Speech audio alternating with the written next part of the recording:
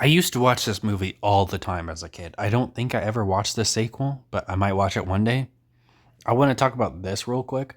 I just realized, like midway through watching the movie, because it's called Teen Wolf, that fucking corny melodrama. I mean, maybe it's good. I've never seen it, but I've heard a lot of people call it corny. The Teen Wolf TV show is based off of this movie. What the fuck? This kids movie from the 80s spawned a 2011 TV show that ran for like 5, 6 seasons. I believe it also got a movie a few years ago. The TV show did. Um, that's just crazy to me. Apparently, the two main characters, because I looked at the cast, are also this character's name and like the main villain. But this movie hasn't aged well. It's not very entertaining either. Some of it doesn't really make much sense, even for like a kids movie. Like the fact that everybody's just like fine seeing a werewolf just because he plays basketball good. I mean, there's only like one guy creeped out about it, and it's because he holds a grudge against Michael J. Fox's dad. I will say that there are funny moments in it, and like it's pure comedy with Michael J. Fox being like, "Oh, this is the one thing you're not going to understand, Dad." Just for Michael J. Fox to be like, "Oh, you asked for it," and open the door after he's turned into a werewolf, and the dad to also be a werewolf. It's just fucking funny as hell. Um, and it also explains why we never like see him get bit by a werewolf or anything. He's just kind of like turning into a werewolf or showing signs of turning into a werewolf at the beginning of the movie, and you're just like, "Oh, I guess he's already been bit or something." But then that also leads to the fact that there is one scene early on the movie that doesn't make that much sense. Michael J. Fox's character hears a dog whistle because he's a werewolf.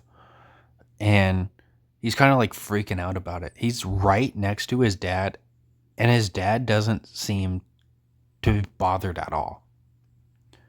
But if they're both werewolves, they both should be bothered by it. You can't just tune out a dog whistle. It's not like the dad just got used to people using dog whistles or something. I don't think that's a thing. But yeah, so he's trying to get with the girl, and they have the typical plot line.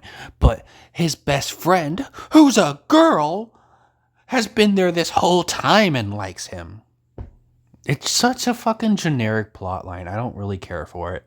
He also has like a douchey friend that uses him, but they stay friends throughout the whole movie. There's a bit of homophobia here with him going to go tell his friend Styles that he's a werewolf, and his friend Styles thinks he's going to tell him he's gay. So his friend Styles uses the F slur twice and says, "If you're going to tell me that you're an F slur, I don't think I can handle that." And then Michael J. Fox also says that one time where he's like, "I'm not an F slur." And it just did not need to be in the movie. Just some casual homophobia.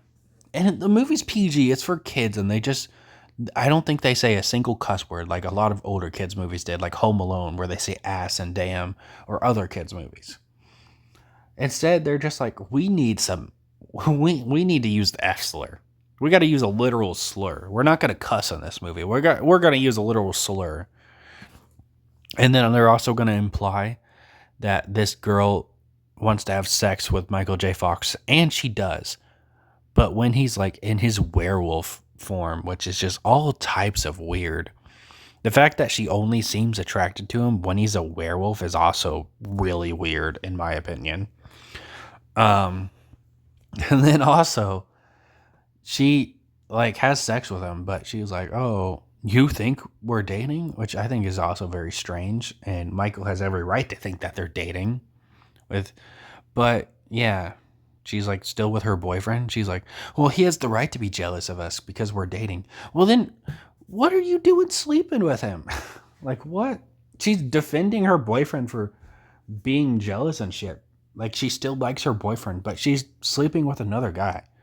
She's just a very weird character. Then at the movie, Michael J. Fox goes to prom or some shit, and he gets with the girl he truly needs. He also like wins a basketball game before that. This movie also has like a big montage of him winning basketball games, and that's like the majority of the basketball games. This movie just isn't all that interesting. It's just kind of boring. It does like fly by fast though, because it's not that long of a movie. But if it wasn't Michael J. Fox, this movie would be even more forgettable.